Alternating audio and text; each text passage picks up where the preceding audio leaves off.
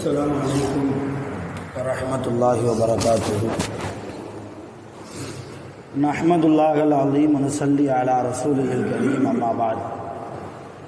அன்பான பெரியோர்களே, ஜமாத்தார்களே, அல்லாஹ்வுடைய கிருபையால் ஃபஜ்ருடைய தொழுகையை இமாம் ஜமாஅத்தோடு தொழுதுவிட்டு குர்ஆனுடைய ஆயத்துகளின் விளக்கங்களை தெரிந்து கொள்வதற்காக நாம் எல்லாம் அமர்ந்திருக்கிறோம்.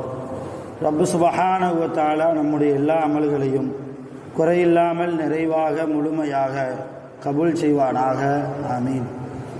இன்றைய நாளை பரக்கத்து பொருந்திய நாளாக, ரஹ்மத்து நிறைந்த நாளாக, கெட்ட முடிவுகளை விட்டும், முசீபத்துகளை விட்டும், திடீர் மரணங்களை விட்டும், ஷைத்தான்களுடைய தீங்குகள், பொறாமைக்காரர்களுடைய தீங்குகளை விட்டும், நோய் நொடிகளை விட்டும், ஆஸ்பத்திரி செலவுகளை விட்டும் பாதுகாப்பு பெற்ற நாளாக அல்லாஹ் இந்த நாளை நமக்கு அமைத்து தருவானாக.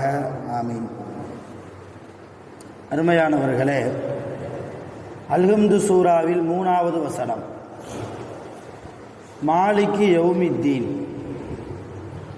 மாலிக் என்றால் அரசன், அதிபதி, எஜமான், நீதிபதி என்ற பல அர்த்தங்கள்.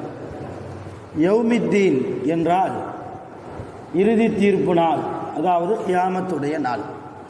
இப்போ மாலிக் யௌமித்தீன் என்றால் கியாமத்து நாளினுடைய அரசன், கியாமத்து நாளிலே நீதிபதி என்று இந்த ஆயத்திற்கு பொருள்படும்.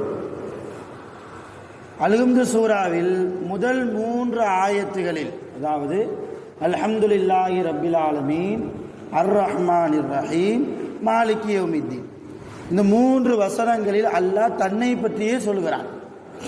அல்ஹம்துலில்லாஹி ரப்பில் ஆலமீன், அகிலத்தார்களுடைய இரட்சகனான அல்லாஹ்வுக்கே எல்லா புகழும்.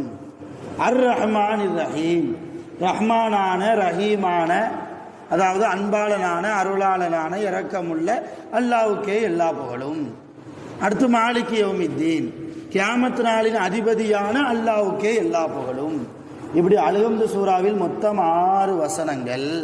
அதில் முதல் 3 வசனங்களில் அல்லாஹ் தன்னை பற்றி புகழ்ந்து பேசுகிறார். இப்போ கியாமத் நாளில் அவன்தான் அரசன், அல்லாஹ் தான் நீதிபதி, அவனை தவிர வேறு கதி யாரும் இல்லை. அவன் பார்த்து இறக்கப்பட்டால் சுவனம் போகலாம். நாம் செய்த குற்றங்களை துருவி துருவி ஆராய ஆரம்பித்து விட்டால், துருவி துருவி கேள்வி கணக்கு கேட்க நம்மிடத்தில் அல்லாஹ் ஆரம்பித்து விட்டால் நம்முடைய கதி மோசம்தான். அல்லாஹ் நம் அனைவர்களையும் பாதுகாப்பானாக. கியாமத் நாளில் கேள்வி கணக்கை நம் மீது அல்லாஹ் லேசுபடுத்தி தருவானாக. அதனால தான் நபி ஸல்லல்லாஹு அலைஹி வஸல்லம் அடிக்கடி சஹாபாக்களுக்கு எச்சரிக்கை கொடுக்கக்கூடிய ஒரு விஷயங்களில் கியாமத்தை பயந்து கொள்ளுங்கள். நிழலில்லாத நாள், அல்லாஹ்வுடைய அரிசியினுடைய நிழலை தவிர வேறு எந்த நிழலுமே இருக்காது. கோடை காலங்களில், வெப்ப காலங்களில் இந்த உலகத்தினுடைய வெப்பத்தையே நம்மால் தாங்க முடியவில்லை. ஏசி போடாமல் பள்ளிவாசலில் இருக்க முடியறதில்லை. சஹாபாக்கள் காலத்தில், ரசூல்லா காலத்தில் எந்த பள்ளிவாசலில் எந்த ஏசி இருந்தது? யோசிச்சு பாருங்க. எந்த டைல்ஸ், எந்த மொசைக்கு இருந்தது? எந்த விரிப்பு இருந்தது? மண் தரையில் தான் தொழுதார்கள். கீத்து கொட்டாய்தான், பேரித்த மரத்தினுடைய இலைகளைத்தான் மேலே காங்கிரீட்டா போட்டிருப்பாங்க.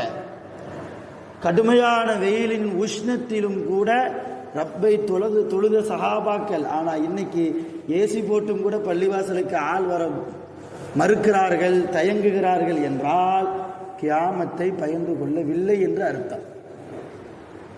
தொழுதாயா? உன் தொழுகை எப்படி இருந்தது?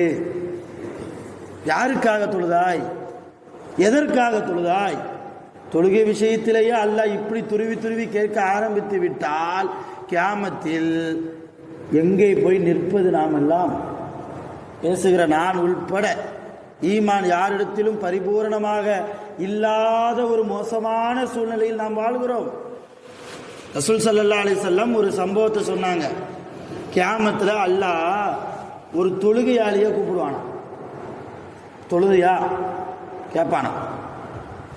தொழுகை. அல்லாஹ் சொல்லுவான், நீ தொழல. என்ன ரப்பே, தஹஜ்ஜத் தொழுதேன், 5 வக்து ஃபர்லாக்கப்பட்ட தொழுகையை தொழுதேன், சுன்னத்துகளை தொழுதேன், நஃபிலான வணக்கங்களை தொழுதேன், ஹாஜத் நஃபில் என்று அதை தனியாக தொழுதேன், எவ்வளவு ரக்காத்துகள் தொழுதிருக்கிற, தொழவே இல்லைன்னு சொல்றியே. இந்த அடியான் சொல்வானா? அதுக்கு அல்லாஹ் சொல்வானா, நீ தொழுதாய், ஆனால் எனக்காக நீ தொழவில்லை. அடுத்தவன் உன்னைய தொழுகையாளி என்று சொல்ல வேண்டும் என்பதற்காக தொழுதாய். தொழுது முடிச்சிட்டோம், சொன்ன தொழாமல் போனோம்னா மக்கள் ஏதாவது நினைப்பாங்களோ, ஹாஜர் ஏதாவது நம்மளை பற்றி நினைப்பாரோ என்பதற்காக தொழக்கூடாது. 2 ரக்காத்து தொழுதாலும் அல்லாவுக்காக இருக்க வேண்டும். ஒரு சுபஹானல்லாஹ் சொன்னாலும் அல்லாவுக்காக இருக்க வேண்டும். அதைத்தான் அல்லாஹ் விரும்புகிறான். அதைத்தான் ரசூலுல்லாஹ் சொன்னாங்க, நீ தொழுதப்பா, ஆனால் உன் தொழுகை எனக்காக இல்லையே. அடுத்தவ உன்னைய தொழுகையாளி, ஒரு ஆபித், இவர் ஒரு வணக்கசாலி, எல்லா நேரமும் பள்ளியாசல்ல வந்தால் அப்படி தொழுதுகிட்டே இருக்கிறார், வீட்டுக்கு போனால் தொழுது கொண்டே இருக்கிறார் என்று மக்கள் உன்னை புகழ வேண்டும் என்பதற்காக நீ தொழுதாய். உன் தொழுகை எனக்கு தேவையில்லை. ஆகையினால என்னுடைய பார்வையில் நீ தொழாத நபர்தான் என்று அல்லாஹ் அந்த மனிதனை, எந்த மனிதனை, உலகத்தில் தொழுத மனிதனை, யாருக்காக, பிறருக்காக தொழுத மனிதனை அல்லாஹ் முகங்குப்புற இழுத்து நரகத்தில் வீசுவான் என்று நபி ஸல்லல்லாஹு அலைஹி வஸல்லம் அவர்கள் ஹதீஸை சொல்கிறார்கள். அபூ தாவூத் என்ற கிதாபிலே பதிவு செய்யப்பட்ட ஹதீஸ். யோசிச்சு பாருங்க, மாலிகி யௌமித்தீன், அவன்தான் நமக்கு இரக்கம் காட்டுபவனும் அவன்தான். அந்த நாளிலே, கியாமத் நாளிலே கோபப்படுபவனும் அவன்தான். அவனை விட்டால் வேறு கதி இல்லை. அவனிடத்தில் யாரும் சிபாரிசுக்காக போய் நிற்கவே முடியாது, ரசூலுல்லாவை தவிர. அவங்க போவாங்க, நமக்காக பேசுவாங்க இன்ஷா அல்லாஹ் தஆலா. நம்ம யாரும் உலகத்தில் மனைவி மேலே எவ்வளோ பாசமாக இருக்கிறோம், பெற்றவங்க மேலே எவ்வளோ பாசமாக இருக்கிறோம், பிள்ளைங்க மேலே எவ்வளோ பாசமாக இருக்கிறோம். நம்ம பிள்ளை யாராவது ஏதாவது சொல்லிட்டா வேட்டியை மடிச்சு கட்டிட்டு போய் சண்டைக்கு போகிறோமே, மனைவியை யாராவது ஏதாவது சொல்லிட்டா உண்டு இல்லைன்னு பண்ணுறோமே.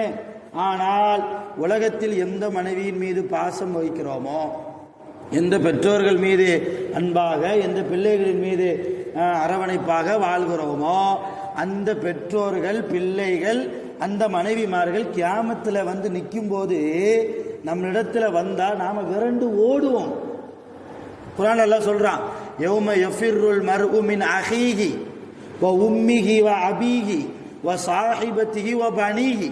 30வது ஜுஸுல 3வது சூறால கடைசி வசனத்தில் அல்லாஹ் சொல்றான். என்ன அர்த்தம்? யௌம யஃபிருல் மர்உ மின் அஹீஹி, ஒரு மனிதன் தன் சகோதரனை பார்த்து விரண்டு ஓடும் நாள் கியாமத் நாள். எதுக்கு விரண்டு ஓடுறாங்க?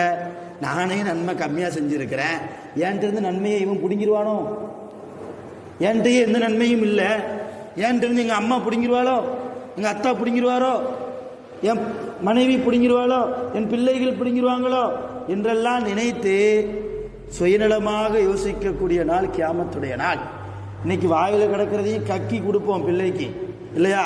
தான் பசியாக இருந்தாலும் புள்ள பசியாக இருக்கக்கூடாது, ஏதாவது கடனை உடனே வாங்கியாவது கொடுத்துருவோம். ஆனால் கியாமத்தில் எம்மா 2 நன்மை இருந்தால் அல்லாஹ் என்னை சொர்க்கத்துக்கு போக வச்சிருவான்.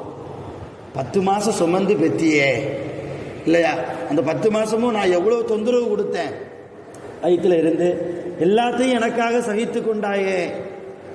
நான் பிறந்ததுக்கு அப்புறம் நான் பாத்ரூம் போகிறதையெல்லாம் முக சுளிக்காமல் அள்ளி, இல்லையா? உனக்கு இல்லாட்டாலும் எனக்கு என்னுடைய வயிற்றை நெப்பி அவ்வளோ அன்பா பாசமாக என்னை வளர்த்திய. ஒரு 2 நன்மை, என்னை பெத்த தாயே, ஒரு 2 நன்மை தா, அல்லாஹ் என்னை சொர்க்கத்துக்கு அனுப்பிடுவான்னு எந்த குழந்தையும் பிள்ளையும் எந்த தாயிடத்துலையும் கேட்க முடியாது. அப்படி கேட்டாலும் அந்த தாய் கொடுக்கவும் மாட்டான். அப்போ அப்படிப்பட்ட கியாமத்தினால நம்முடைய நிலைமை என்ன? கொஞ்சம் யோசிங்க. ஹலால் ஹராம பேணணும். ஃபர்லு எது, வாஜிப் எது, சுன்னத்து எது தெரிஞ்சிருக்கணும். ரொம்ப வருத்தத்தோடு சொல்கிறேன், உங்கள் ஊருக்கு நான் இமாமா வந்து இன்ஷா அல்லாஹ் 1 மாத காலம் நெருங்கி விட்டது. நிறைய கவனிக்கிறேன், சலாமுக்கு பதில் சொல்கிறதில்லை. நீங்கள் சத்தம் போட்டு பதில் சொல்கிறது இல்லை. உங்களுக்கு ஒன்று தெரியுமா, நம்ம மார்க்கத்தில் ஃபர்ல் இருக்குது, வாஜிப் இருக்குது, சுன்னத்துன்னு சில விஷயம் இருக்குது. ஃபர்லுனா என்ன தெரியுமா, கட்டாய கடமைன்னு அர்த்தம். வாஜிப்னா கடமைன்னு அர்த்தம். சுன்னத்துனா செஞ்சா நன்மை, செய்யாமல் விட்ட பாவம் கிடையாது. இப்படி சில கோட்பாடு வரைமுறை இருக்குது. அஸ்ஸலாமு அலைக்கும்னு ஒரு ஆள், ஒரு முஸ்லீம் இன்னொரு முஸ்லீமுக்கு சலாம் சொல்றது ஃபர்லா வாஜிபா சுன்னத்தா? சொல்லுங்க. சுன்னத். சலாம் சொல்றது சுன்னத். சொல்லாம கூட இருக்கலாம், சொல்லாமல் இருக்கிறதுனால பாவம்லாம் கிடையாது. சொன்னா நன்மை. அஸ்ஸலாமு அலைக்கும்னு சொன்னா 10 நன்மை, அஸ்ஸலாமு அலைக்கும் வ ரஹ்மத்துல்லாஹ்னு சொன்னா 20 நன்மை, அஸ்ஸலாமு அலைக்கும் வ ரஹ்மத்துல்லாஹி தஆலா வ பரக்காத்துஹு சொன்னா 30 நன்மை. சொன்னா இது சுன்னத். ஆனால் நல்லா கவனிங்க, எந்த முஸ்லீம் நமக்கு சலாம் சொன்னாலும் அந்த சலாமுக்கு பதில் சலாம் சொல்வது வாஜிப். வாஜிப் என்றால் கடமை. கடமையை விட்டா குற்றமா குற்றம் இல்லையா? ஒவ்வொரு பயான்லையும் அஸ்ஸலாமு அலைக்கும் சொல்லி தான் நான் ஆரம்பிக்கிறேன். எத்தனை பேர் பதில் சலாம் சொல்றீங்க சொல்லுங்க. உரிமையோடு நான் உங்கள்கிட்ட கேட்குறேன். ஜும்மா பயான்ல சலாம் சொல்லி தான் ஆரம்பிக்கிறோம், சுபு பயான்ல சலாம் சொல்லி தான் ஆரம்பிக்கிறோம். பதில் சலாம் சொல்வது வாஜிபு, கடமை. அது கடமையை விட்டால் அல்லாஹ் கேள்வி கேட்பான். ஏன்பா கடமையை விட்ட? அலைக்கும் சலாம் சொல்ற கடமையா விட்ட கேட்பானே. எங்கே போவது? அப்போ ஃபர்லு எது, வாஜிப் எது, சுன்னத் எது? இந்த 3 அல்லாமல் முஸ்தஹப் என்று இருக்கிறது. முஸ்தஹப் விரும்பக்கூடிய காரியம் என்று இருக்கிறது. இதுவெல்லாம் முஸ்லிம்களாக இருக்கக்கூடிய நாம் கட்டாயம் தெரிந்து வைத்து உலகத்தில் அதன்படி வாழ்ந்தால்தான் மாலிக் யௌமித்தீன், கியாமத் நாளில் அந்த அரசனுக்கு முன்னால் தப்பிக்க முடியும், தக்வாவோடு வாழ்ந்தால். இல்லை என்றால் இல்லா பில்லா, அல்லாஹ் நாடியவர்களை தவிர அல்லாஹ் நம் அனைவர்களையும் கியாமத் நாளில் பாதுகாப்பானாக, நரகத்தை விட்டும் பாதுகாப்பானாக, சுவனத்திற்குள்ளே நம் அனைவர்களையும் நுழைய செய்வானாக. வாஹிரு தஅவானா அனில் ஹம்துலில்லாஹி ரப்பில் ஆலமீன்.